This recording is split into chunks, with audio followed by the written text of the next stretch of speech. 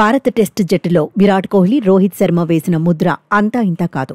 దశాబ్దానికి పైగా ఇద్దరూ పిల్లర్స్లా నిలిచారు. బ్యాటింగ్ ఆర్డర్లో భారాన్ని మోశారు. అయితే ఇద్దరూ రోజుల వ్యవధిలోనే టెస్టులకు వీడ్కోలు పలికారు. యంగ్ క్రికెటర్లకు దారిచ్చేశారు. తమంతట తాముగానే సైడ్ అయిపోయారు. దీంతో ఇంగ్లాండ్ పర్యటనలో బ్యాటింగ్ పరంగా భారత్కు సమస్య తప్పదని చర్చ జరిగింది. ఇద్దరూ లేని లోటును భర్తీ చేయడం కష్టమని మాజీలు సైతం విశ్లేషించారు. బ్యాటింగ్లో కుర్రాళ్లు పోటీ ఇవ్వడమూ కష్టమేననే వాదన వినిపించింది. కానీ సీనియర్లు లేని లోటును కవర్ చేస్తోంది శుభ్మన్ గిల్ సేన. ఇప్పటి వరకు ఆడిన 3 ఇన్నింగ్స్ల్లోనూ బ్యాటింగ్ పరంగా మెరుగ్గానే రాణించింది. తొలి టెస్టులో లోయర్ ఆర్డర్ విఫలమైన రెండో టెస్టు తొలి ఇన్నింగ్స్ లో మాత్రం మెస్మరైజ్ చేసింది. ఓవరాల్ గా చూస్తే బ్యాటింగ్ లో భారత్ సమిష్టిగా రాణిస్తోంది. ఆతిథ్య జట్టుకు సవాల్ విసురుతోంది. తొలి మ్యాచ్ లో ఏకంగా 5 సెంచరీలను నమోదు చేసింది. 2 ఇన్నింగ్స్ల్లో కలిపి 830కి పైగా పరుగులు సాధించింది. తొలి మ్యాచ్ లో యశస్వి జైస్వాల్, శుభ్మన్ గిల్, రిషబ్ పంత్, కేఎల్ రాహుల్ సెంచరీలు కొట్టి కీలకంగా నిలిచారు. పంత్ అయితే వరుసగా 2 ఇన్నింగ్స్ల్లోనూ శతకాల మోత మోగించాడు.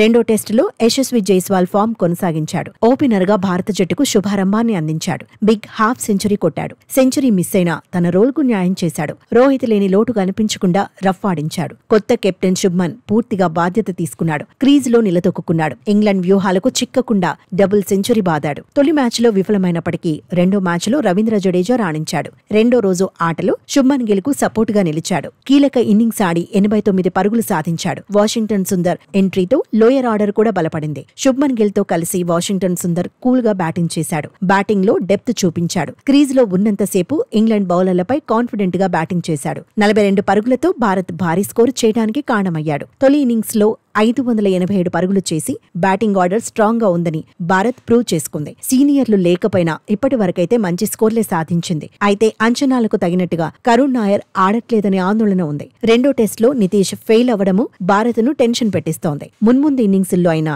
కరుణ్, నితీష్ బిగ్ స్కోర్స్ సాధించాలని ఫ్యాన్స్ కోరుకుంటున్నారు. మొత్తంగా బ్యాటింగ్ లో భారత్ బలంగానే కనిపిస్తోంది. కాకపోతే సీనియర్లు ఉంటే వాళ్ల సలహాలు, సూచనలు భారత జట్టుకు అడ్వాంటేజ్ అయ్యేవి. ఒకరు కెప్టెన్ గా, మరొకరు లీడర్ గా జట్టుకు ఎనర్జీ ఇచ్చేవాళ్లని, ఫీల్డింగ్ సమయంలో ఖచ్చితంగా వాళ్ల ఇంపాక్ట్ ఉండేదనే చర్చ ఉంది.